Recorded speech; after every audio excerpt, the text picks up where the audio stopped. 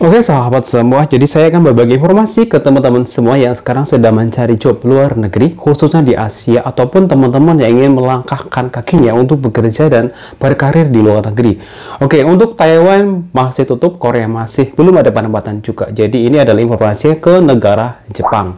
Oke, jadi Jepang membuka peluang yaitu untuk di bidang beberapa sektor, yaitu gaji di sana itu sekitar pemerintah Jepang memberikan kuota 70.000 untuk orang Indonesia, pekerja migran Indonesia yang bekerja di sana. Hingga kini pemerintah kita Indonesia itu memang belum bisa memenuhi kuota tersebut.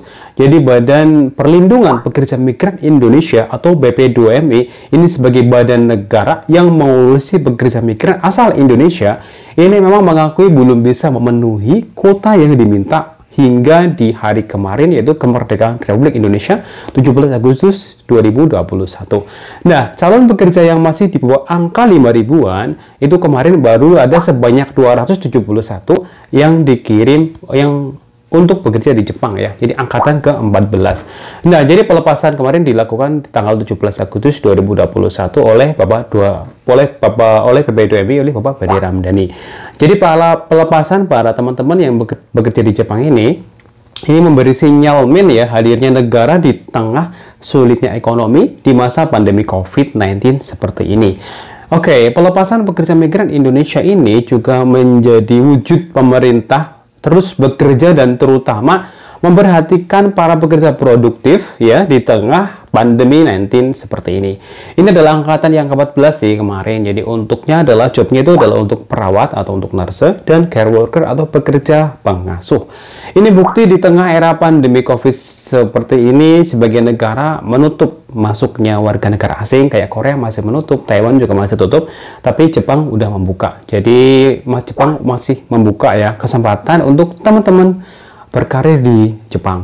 Oke, Ketua BPI Bapak Beni Ramdhani kemarin bilang di Hotel Bilangan Jakarta, Bapak Beni mengatakan keberangkatan PMI itu membuktikan pemerintah terus mengusahakan keinginan warga negara Indonesia yang ingin bekerja di luar negeri. Pihaknya memastikan bahwa pandemi tidak menjadi penghambat keinginan masyarakat yang ingin bekerja di luar negeri. Jadi pemerintah kita juga memberikan pelatihan bagi masyarakat atau sahabat-sahabat semua yang ingin bekerja di luar negeri, entah itu di sektor manapun ya.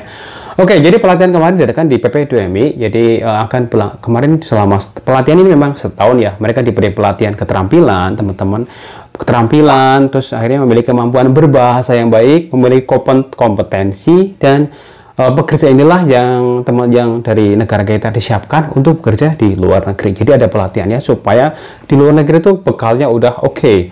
Nah, jadi Bapak PMI juga mengatakan dalam rangkaian pelatihannya itu agar teman-teman PMI ini tidak diremehkan ya ketika bekerja.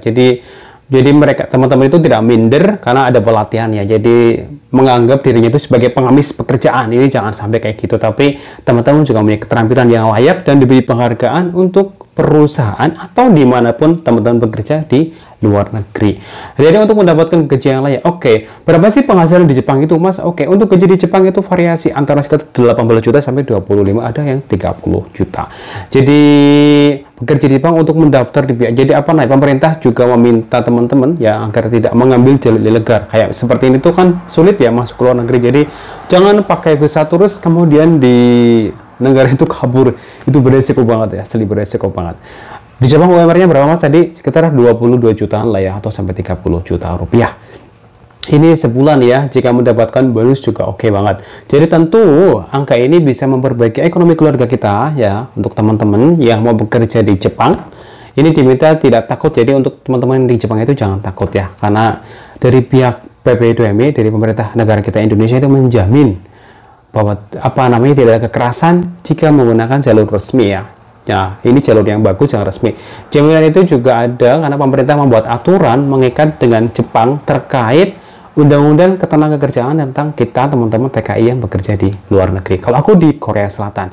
Jadi informasinya seperti itu ya. Jadi untuk sahabat-sahabat semuanya yang ingin melebarkan sayapnya untuk berkarir di luar negeri, kalau aku sih oke aja. Kalau masih muda nggak masalah sih. Aku ke Korea itu usia 22 tahun sampai sekarang.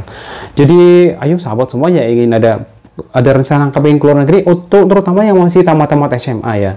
Karena itu bagus banget ya teman-teman SMA, masih muda jadi masih punya banyak potensi, belum repot, belum memikirkan ekonomi yang banyak-banyak banget ya. Jadi bisa mencoba ke negara Jepang tersebut. Prosedurnya bagaimana sih Mas? Oke. Prosedurnya adalah sahabat hubungi BP2MI atau masuk ke agensi di daerah kota teman-teman masing-masing. Saran saya masuk ke agensi yang besar ya. Karena apa? Karena kalau teman-teman masuk agensi yang besar itu ada banyak peluang itu lebih besar di sana. Karena konsep ke Jepang itu adalah jadi masuk belajar ya, belajar di LPK tersebut, di agensi belajar bahasa. Nanti ketika ada interview langsung dari usernya, dari bos di Jepangnya itu, nanti teman-teman bisa bisa enak gitu loh langsung. Karena lembaganya itu besar, jadi langsung. Biasanya kalau lembaga-lembaga yang kecil, misalnya teman-teman tuh belajarnya di cabang-cabang di kota-kota teman-teman, nanti pas ada interview nanti teman-teman akan biasanya interview di lembaga ini nanti akan dibawa ke sana. Oke, ini aku bahas di video lain aja. Tapi informasinya seperti ini, semoga membantu teman-teman semua yang ingin bekerja ke luar negeri. Oke, saya dari Daegu Korea Selatan, Mas Sona TV. Wassalamualaikum warahmatullahi wabarakatuh.